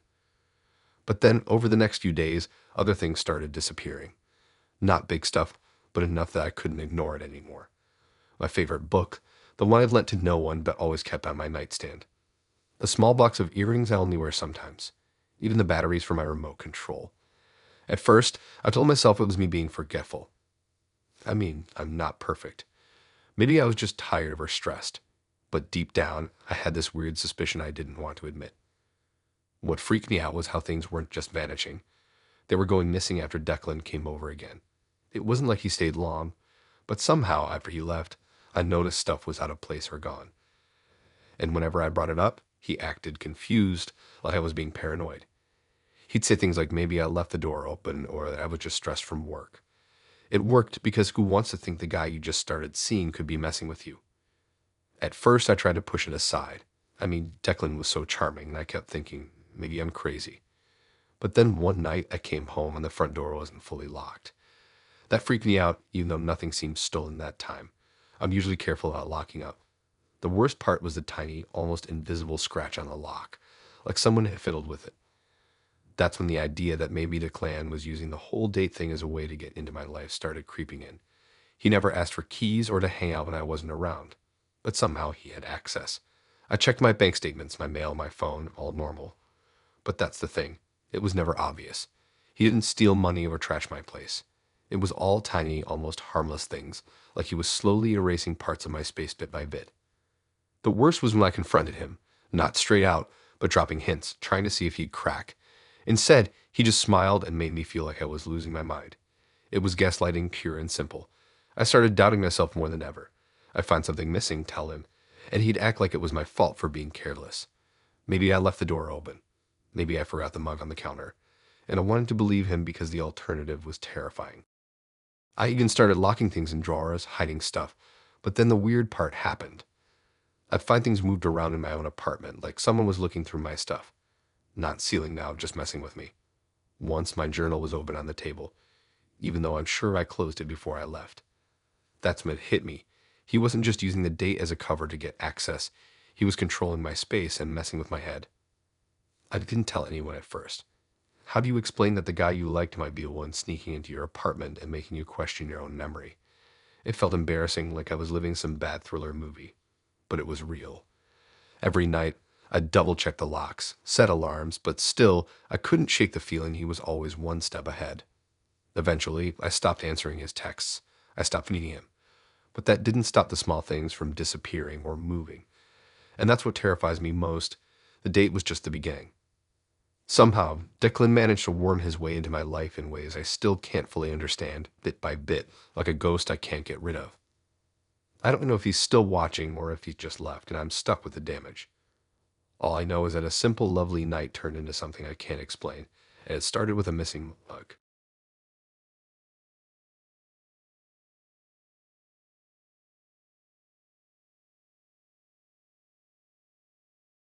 I never really believed blind dates could be that weird until that night. It all started pretty normal. I got set up through a dating app with a girl named Penny. We exchanged a few messages, nothing too intense, just the usual small talk and some light flirting. We agreed to meet at this small restaurant in a part of town I didn't usually go to. It was one of those quiet places that felt like it hadn't changed in years. Not fancy, but cozy with warm lighting and faded wooden tables that had clearly seen better days. When I got there, Penny was already sitting in a corner booth, looking around nervously. She smiled when she saw me, a smile that kind of lit up the room despite the dim lighting. There was something genuine about it, like she was excited but a little shy. I remember thinking, okay, maybe this won't be so bad. We hit it off right away. Our conversation flowed like we'd known each other for a long time, not two strangers meeting for the first time. She talked about her job, which sounded interesting but a bit vague, something about art and event planning. I told her about my work, the usual boring stuff, but she listened like she really cared. I remember she laughed at a dumb joke I made about the bad coffee they served, and that made me like her even more. Hours passed quickly. Dinner turned into dessert, then coffee. The restaurant slowly emptied, but neither of us wanted to leave. It felt real, like maybe this was one of those rare nights where you meet someone who actually understands you. Then, out of nowhere, my phone buzzed. I glanced down and saw a text from the real Penny, the one I was supposed to meet. She said she was stuck in traffic, running late, and apologized for keeping me waiting. My heart skipped a beat. I stared at the screen, completely confused. This couldn't be right. The woman sitting across from me smiled, took my hand, and said, "I'll explain everything later." But she never did. I tried to push past it, tried to keep the conversation going like everything was normal, but the air shifted. There was a weight now, a tension I couldn't shake. It felt like she was daring me to figure it out, but also warning me not to. I asked her again who she really was and why she was pretending to be someone else. She just laughed, this soft, almost cold laugh, and said it was some kind of game that I'd find out soon enough. But I never did. She wouldn't give me anything more. No clues, no hints, just a smile that didn't quite reach her eyes. Every little detail about her started to feel off. The way she spoke, the places she mentioned, even the way she looked, like pieces of a puzzle I couldn't solve, but that I was supposed to fit together on my own. She told me stories that seemed half true, half made up. Mentioned friends I couldn't find on social media. Talked about events I later checked and found no record of her attending. Her phone was always face down on the table, and I never saw her text or call anyone. It was like she wanted me to trust her, but also wanted to keep every part of herself hidden. After what felt like hours, I finally decided to leave. The restaurant was empty now except for us. She walked me to the door and held my hand for a moment longer than seemed natural. "Don't try to find me," she said softly. "It's better if you don't." I didn't know what to say. I felt like I'd stepped into a story I didn't want to be part of, but there was no turning back now. I went home with my head spinning, unable to shake the feeling that I had been played, not for money, not for some cruel joke, but for something else, something I couldn't explain. The next day, I called the real Penny's number. It went straight to voicemail. I sent a few texts, no reply. I checked the dating app. Her profile was gone, deleted without a trace. The moment I'd met, she had vanished. I kept replaying the night in my mind, searching for clues. Maybe I missed something. Maybe there was a pattern, a sign I didn't catch. But no matter how hard I thought about it, the answer stayed just out of reach. Days later, I started getting strange notifications on my phone, little reminders, calendar invites for events I never set, emails from unknown addresses with nothing inside but a single word, waiting. I changed my passwords, scanned for malware, even reset my phone, but the messages kept coming. It was like the woman from that night had left a door open, an invisible thread connecting me to her. I didn't know why or how, but I knew she was still there somewhere. I told a friend what happened, expecting skepticism or laughter. Instead, they looked worried and told me to be careful. "People like that don't just disappear," they said. "Sometimes they want you to chase them." But I didn't want to chase anything. I wanted to forget, to move on. Yet every time I closed my eyes, I saw her face. Her smile that didn't quite reach her eyes, the way she whispered, "It's a game," like a secret meant only for me. I never heard from her again. No calls, no texts, no sightings. Just silence that screamed louder than any noise. And maybe that's the worst part. Because sometimes not knowing is worse than knowing. Because now, every time my phone buzzes, I jump, wondering if it's her. Because even though I don't know who she really was or what she wanted, I know one thing for sure. That night changed me. It taught me how quickly reality can shift. How a simple coffee shop date can become a mystery that never ends. And how sometimes the people we meet aren't who they say they are. There's something else entirely.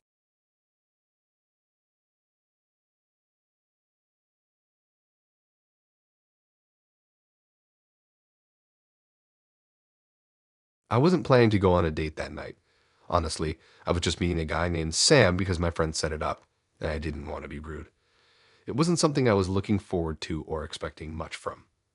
Sometimes you say yes just to be polite, to keep your friends happy, or maybe because you think, hey, maybe it'll be okay. But that night, I had no clue how much it was going to mess with my head. We agreed to meet at this bar downtown, not too crowded, but lively enough that it didn't feel awkward or too quiet. The kind of place where you could talk without shouting, but also not feel like every word was being recorded. Sam was already there when I arrived, sitting near the back by a small table with dim lighting. He stood up when he saw me and smiled, a warm, easy smile that made me feel comfortable right away. He was easy to talk to, too. He told me he was a doctor, which, honestly, made me raise an eyebrow. Not because I doubted him, but because it's the kind of thing people throw around sometimes on first dates, hoping it sounds impressive. But Sam had this calm confidence, and he showed me pictures from his travels, places I'd never been but always wanted to visit. The kind of shots that weren't your typical tourist selfies, but real glimpses into faraway cultures and landscapes. I remember thinking he seemed genuine, like someone who actually had stories worth sharing. We talked for hours, or maybe it was less, but it felt like time just slipped away. He opened up about some personal things, stuff that usually makes me worry on a first date. You know, the kind of things people save for much later, or maybe never say at all. But his way of telling it made me trust him, at least for a while. We laughed, shared music recommendations, even debated about life's tougher questions. I felt like I was seeing a side of someone I didn't expect. Then, everything shifted in the blink of an eye. Sam excused himself to go to the bathroom. The bar was noisy, but the way the restroom was positioned, I could overhear part of his phone call from where I sat. At first, I tried to focus on music playing softly in the background, the hum of conversations, the clinking of glasses. But then, out of the corner of my ear, I caught his voice. clearer than I wanted. He was talking to someone, but it wasn't the same Sam I've been chatting with. His tone was colder, sharper. He was switching accents, slipping between a British inflection and something darker, more clipped, maybe Eastern European. It was unsettling. And then he used words that made my blood run cold. Words like targeting, watching, waiting. The conversation sounded like something out of a spy movie, but there was no dramatic music or Hollywood lighting, just the harsh reality of a bar bathroom. I tried to convince myself it was a misunderstanding. Maybe he was rehearsing lines for a play or quoting something from a show, but the way he whispered a name I recognized from earlier in our date made me freeze. This wasn't acting.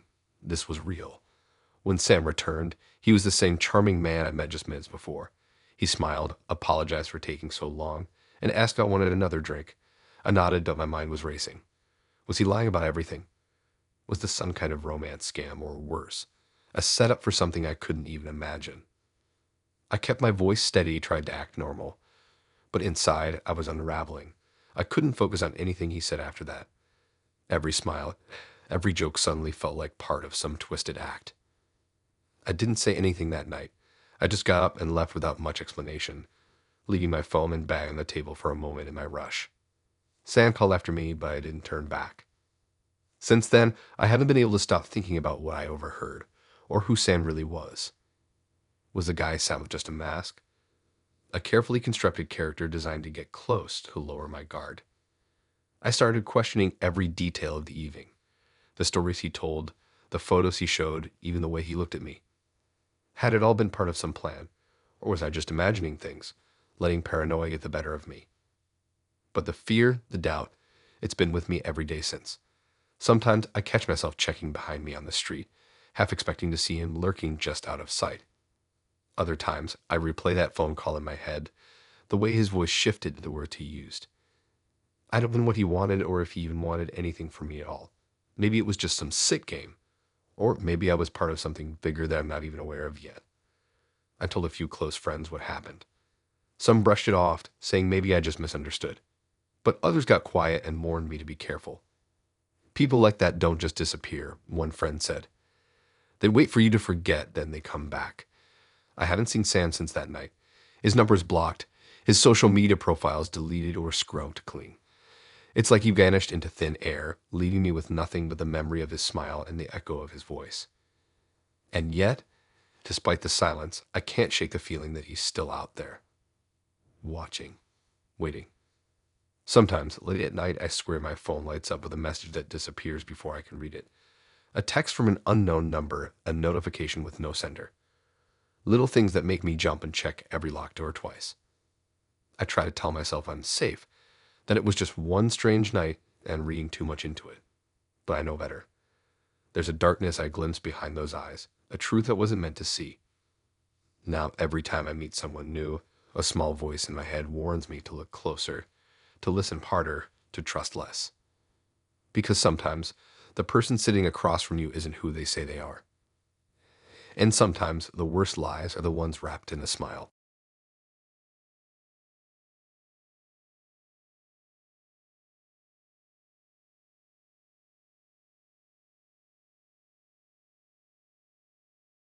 This all started super normal, like boring normal.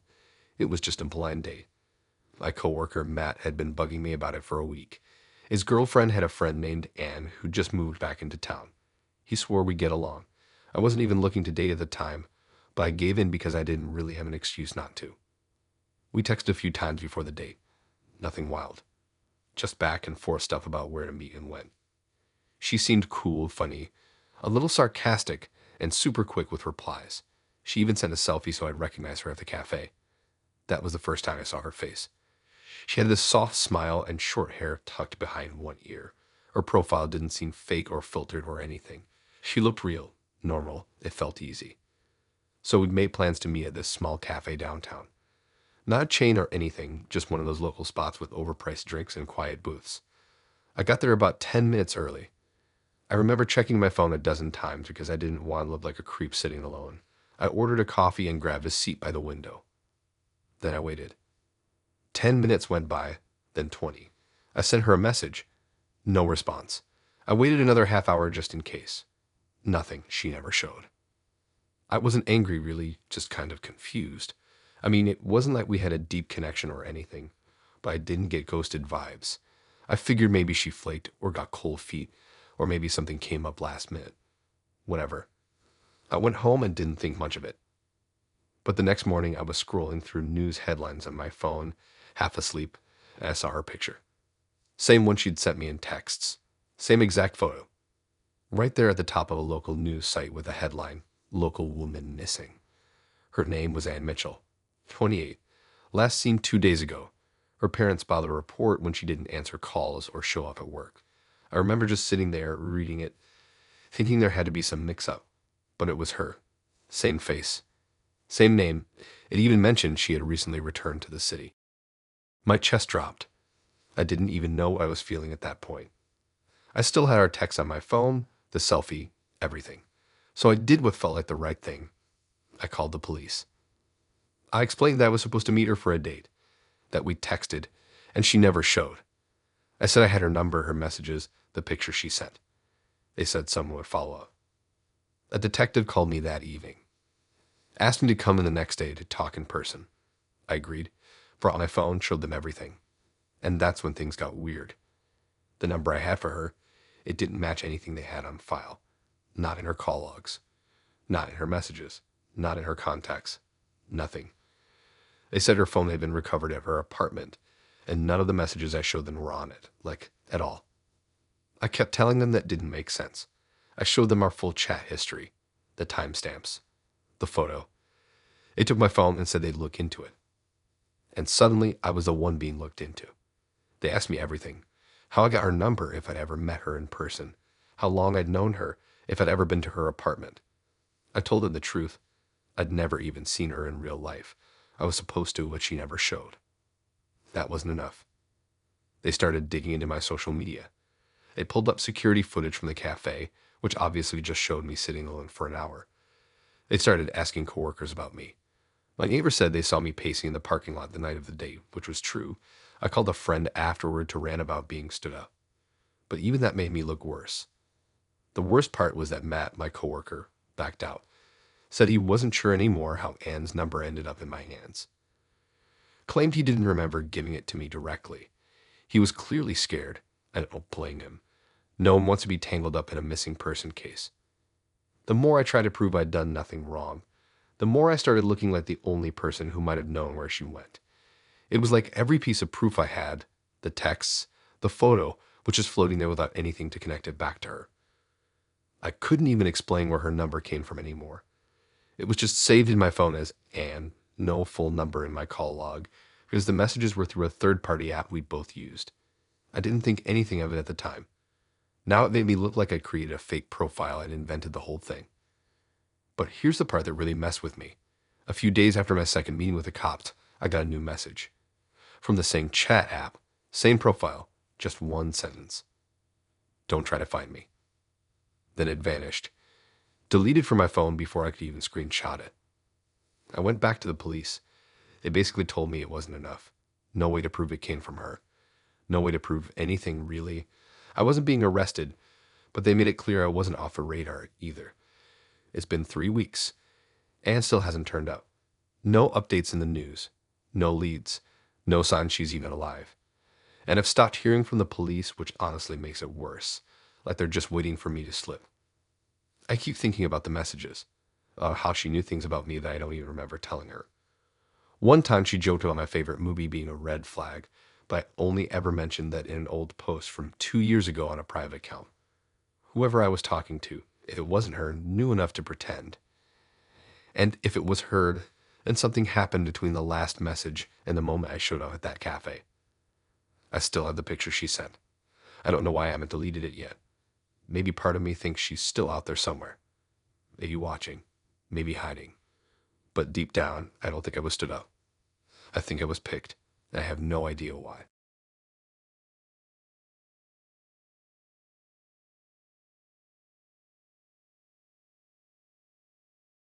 I don't usually do blind dates. Not because I think they're sketchy or anything, but I just don't like surprises when it comes to people. I like to know what I'm walking into. But my friend Erica kept insisting she had this friend of a friend who was sweet, normal, and apparently my type. I didn't even know I had a type, but I gave in mostly just to get her to stop asking. She set it up and gave me his name, Jeremy. We agreed to meet at this little Thai place downtown. It wasn't super crowded, which was nice, and when I got there, he was already waiting outside. Tall, kind eyes, kind of messy hair, not in a bad way though. He looked nervous at first, but once we sat down and started talking, it just felt good, like easy. We talked about food, music, movies, travel, all the regular stuff. And I remember thinking it was one of the best dates I'd ever had. No weird silences, no awkward oversharing, just chill and comfortable. He walked me in my car afterward. We didn't kiss or anything. He just hugged me and said he had a good time. I drove home smiling like an idiot. The next day, I was walking to get coffee before work. This little cafe I go to almost every morning, and I saw him. Or at least I thought I did. Same build, same messy hair, same jacket you wore the night before. I was about to say hi when I smiled at him. He looked right through me. Like dead in the eyes, zero recognition. Then he just walked past me. At first, I thought maybe it wasn't him. Maybe it was someone who just looked a lot like him.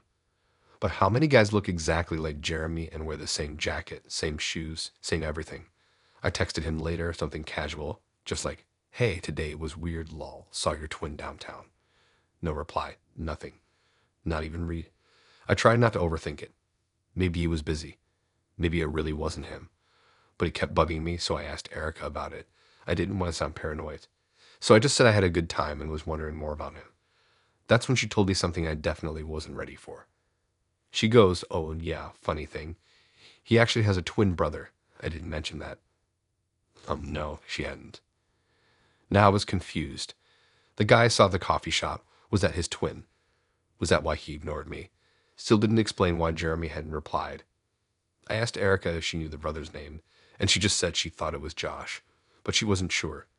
They weren't close or anything, just that she remembered hearing there were two of them.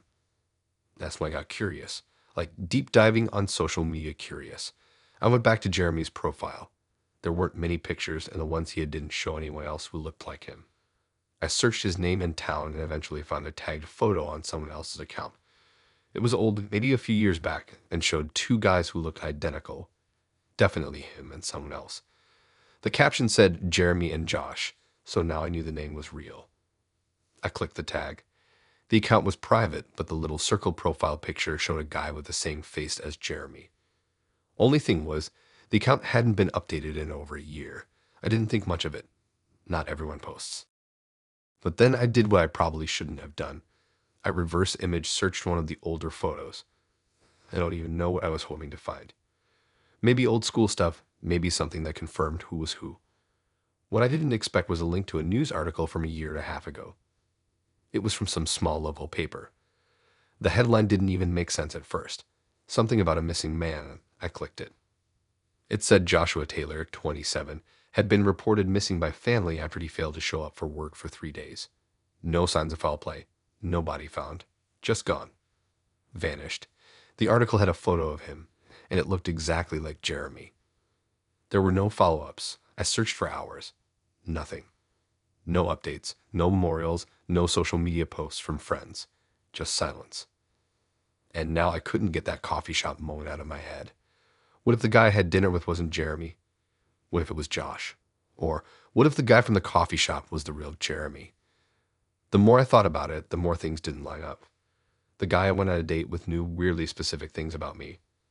Like, he mentioned my favorite local band during dinner, and I hadn't told Erica that. He also joked about a nickname I used to go by in high school, something literally only people from back then would know. At the time, I thought maybe Erica had told him, but now I was starting to think maybe he already knew me. I kept going back and forth in my head. Which one did I meet? Was Jeremy pretending to be Josh? Or the other way around? Why would one of them ghost me like that, act like we'd never met? It wasn't just awkward. It was like he was intentionally pretending. I thought about reporting it, but what would I even say? Hi, I think the guy I went on a date with might be impersonating his missing twin brother because he looked at me weird in a coffee shop. They'd think I was insane. Eventually, I gave up trying to get answers. I blocked a number, deleted the app. Told Erica I wasn't really looking to date anymore, which she thankfully respected. But here's the thing that still freaks me out. A couple weeks later, I was out with coworkers at a bar. We were sitting near the window, and at one point I glanced out and saw someone standing across the street, just standing, not moving, not doing anything, just watching. It was dark and I couldn't be sure, but it looked like him. Same jacket, same build. I looked back a second later, and he was gone. I haven't seen him since, or either of them, I guess. I don't know if Jeremy and Josh were ever two different people, or if one of them disappeared and the other took over his life. Maybe it was just a date that got weird and I overthought everything. Or maybe I met someone who wasn't supposed to exist anymore. All I know is someone out there is walking around with someone else's name, and for one night I sat across from them and had dinner.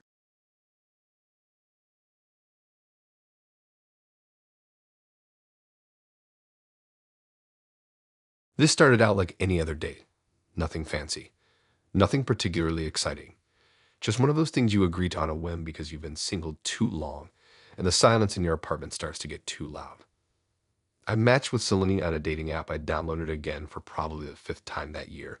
I wasn't expecting much. Her profile was simple, only 3 pictures, all decent quality, nothing filtered to death. Her bio said she was into baking, hiking, and old movies. Pretty neutral. I remember thinking at least she didn't say she was quirky or not like other girls. We talked for a few days. She messaged first, which was rare and kind of refreshing. She had a weird but dry sense of humor that I liked. She was quick, smart, never overdid it. I didn't get the sense she was trying to impress me. It just felt easy, which is probably why I said yes when she asked if I wanted to come over for dinner instead of meeting at a bar or restaurant. She lived a little out of town, like 25 minutes into this wooded, hill-covered area outside the city. Not totally remote, but you had to drive past a few stretches of nothing but trees and dark turns to get there. When I pulled up to the place, I remember thinking, Dan, she must do all right for herself. The house was huge, not mansion level, but definitely expensive. A long gravel driveway, modern-looking exterior with big windows and sharp angles. All that moody architecture that rich people always go for. She answered the door wearing a long black sweater and socks. No shoes. Hair tied back. The house smelled like something sweet was in the oven. Cinnamon or apple, maybe both. It felt like something out of a magazine, the way everything was spotless but still looked lived in. Dinner was already on the table. Roasted vegetables, some kind of seared fish, mashed potatoes that actually had seasoning. She didn't act like it was a big deal, just said she liked cooking. She poured wine, sat across from me, and for the first hour or so, it really was great. I don't even say that to cover what happened next. I actually enjoyed myself. After dinner, we moved to the couch with dessert. Some caramel tart thing she made herself. I remember complimenting it and her smiling like she'd heard it 100 times before. And she got quiet for a while. Not awkward quiet, but like she was waiting for something. That's when I noticed the time. It was almost 11. Later than I planned to stay. I pulled out my phone to check for texts, but there was no signal. Not one bar. I thought maybe I could reconnect to the house Wi-Fi, but she hadn't given me the password, and there was no open network. I didn't say anything. I just stood up and said I should probably head out. That's when I realized the front door was locked. Not just locked, but the kind where the latch was sealed from the outside, like with a deadbolt or some custom security thing. I tried to play it off and asked her about it, but she just smiled and told me to stay a little longer. That was the first real moment where things flipped. Something in her voice sounded too calm, too controlled. I asked if she could unlock it, said I had an early morning. She just nodded and said she'd get the keys soon. Then she walked into the kitchen and started cleaning up like nothing was weird at all. Like I wasn't standing there waiting to leave, like I didn't just find out I couldn't. I sat back down, unsure what to do. Tried not to panic. I figured maybe she lost track of time. Maybe she had glass too many.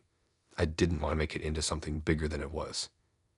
But then I noticed something on the wall across from me. It looked like a photo frame. I got up and walked over, expecting it to be some abstract print or quote, but no, it was a photo. Black and white. A man I didn't recognize, sitting on the same couch I had just been on. Same angle. Same glass of wine in his hand. There was another one slightly lower, showing a different guy. Same setup. Just different enough to make me stop breathing for a second. Different guy, different sweater on her. Same couch. Same house. Same exact smile on her face. There were 5 of them total. All framed. All black and white. None of them looked recent, but none looked old either. I didn't want to touch anything, so I just stared, trying to make sense of it. Then she walked back in, still smiling, still calm. She asked if I wanted more dessert. I said no, that I really needed to get going. She didn't argue, just said, not yet. That's the part that keeps echoing in my head. Not yet. I asked her again, this time more direct, if she could open the door. She didn't answer. Just walked to a closet and pulled out a folded blanket, dropped it on the couch, and told me I could sleep there if I wanted. I didn't want to sleep. I wanted to leave, but she wasn't letting me. I told her I'd call someone to pick me up, but again, no service. And when I asked about Wi-Fi, she just said it was down for now. So I stayed. I didn't sleep. I sat on the couch, fully dressed, waiting for the sun to come up. The whole night I kept thinking about those photos. About the way she acted like this was just a regular night. Like I wasn't the first person she'd done this to. When morning finally came, I stood up and walked to the door again. She wasn't around. I called out to her once. No answer. I waited a few minutes. Then I looked around the frame of the door and saw a lock from the inside. A complicated latch I hadn't noticed before, but I managed to undo it. I stepped out, just like that. The air outside was freezing. My car was still there. I got in, locked the doors, started the engine, and drove straight to a gas station 5 miles out before checking my phone. Full signal. I didn't call the cops. I didn't report it. I just blocked her number, deleted the app, and promised myself I wouldn't go on another blind date for a long time.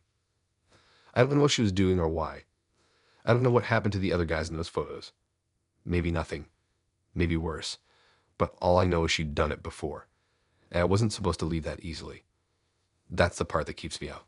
I don't think I was supposed to leave at all.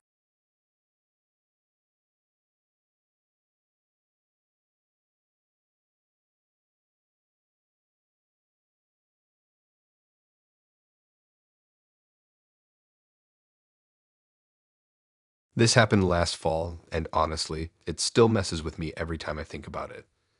I was 23, working part-time at this little plant shop in a quiet town outside of Portland. Nothing exciting ever really happened there. Most of my days were just watering ferns, answering questions about succulents, and pretending not to overhear couples arguing over whether a monstera was worth $40. You get the vibe. I'd been single for a while, not really looking for anything serious. I had a few dating apps downloaded, but I barely used them. Every now and then, I'd swipe through when I was bored or waiting for laundry to finish. That's how I matched with Danny. He seemed different right away, not in a fake, over-the-top kind of way. Just smooth, chill. His profile had a few decent photos, nothing too polished, which I liked. One was him with a dog, cliché, yeah, but still cute, and another looked like it was taken on a hiking trail somewhere near Mount Hood. He mentioned books, cooking, and that he worked remotely in tech. Pretty standard, but not boring. We started chatting, and the conversation actually flowed. No cringy pickup lines, no weird emojis. Just solid banter. After a couple of days, he asked if I wanted to grab dinner. Normally, I don't say yes that fast, but something about him made me feel like it'd be fine. He suggested this little Japanese spot in town. Cozy, not fancy, kind of tucked away behind a bookstore. I'd been there once before. Good food, low lighting, quiet enough to hear yourself think. It sounded perfect. I got there a few minutes early, sat near the window scrolling through my phone. He walked in right on time, wearing a dark green jacket and black boots, looking exactly like his photos, which was a relief, but better in person, honestly. Taller than I expected. Confident without trying too hard. He smiled, sat down across from me, and just like that, we were talking like we'd known each other for ages. It started off normal. He asked about work. I told him about the shop and how one of the cacti had exploded. Yes, that happens. He laughed, and for a while, it felt like an actual fun date. Then things started getting weird, but not in a way that immediately set off alarms. More like subtle little things that didn't register until later. He mentioned the name of a coffee shop I liked, one I never posted about, never talked about online. Said he'd been meaning to try it because someone had recommended it. Then he talked about a concert I'd gone to months ago. I brushed it off, thinking maybe I mentioned it while we were chatting, or maybe he just guessed. It happens. But kept going. He brought up a book I just finished the week before. Not a bestseller or anything, something pretty niche. I hadn't reviewed it or talked about it with anyone, not even my coworkers. He said something like, "You strike me as someone who'd love that book." And I kind of laughed it off. But in my head, I was like, how? Still, I didn't stop the date. I don't know why. Maybe I didn't want to be rude. Maybe I didn't want to overreact. It wasn't until he mentioned my old apartment, one I lived in 2 years ago in a different part of town, that my stomach dropped. He didn't say it like he was guessing. He said it like he knew, like he'd been there. I froze for a second. He didn't notice. Or maybe he did and just didn't care. He kept talking, casually, like we were just two people catching up. I barely touched my food after that. I kept replaying everything he'd said, trying to figure out how he knew these things. Maybe he was just really good at Googling. Maybe he found my old Pinterest boards or something. But it didn't add up. The way he talked, it wasn't guessing. It wasn't vague. He knew details. He mentioned a tattoo on the back of my arm. One I'd gotten that summer, but never posted about. It's small, and unless you're behind me or I'm wearing a tank top, you wouldn't notice it. I'd had a jacket on when I came in. I was sitting across from him the whole time. That's when I started to panic quietly. I made up some excuse about needing to get home early, and he smiled and said he totally understood. He offered to walk me to my car, and I said no really firmly. Probably the only moment I didn't pretend to be polite. He kind of laughed, said something about me being independent, and let me go. I didn't look back. Once I got to my car, I locked the doors and just sat there, shaking. My phone was at 12%, and I didn't want to go straight home in case he followed me. So I drove to a grocery store parking lot and waited. After about half an hour, I drove in circles before finally heading home. Later that night, I went through our messages again. Nothing stood out. Nothing that would have told him anything he didn't already say at dinner. I checked all of my social media.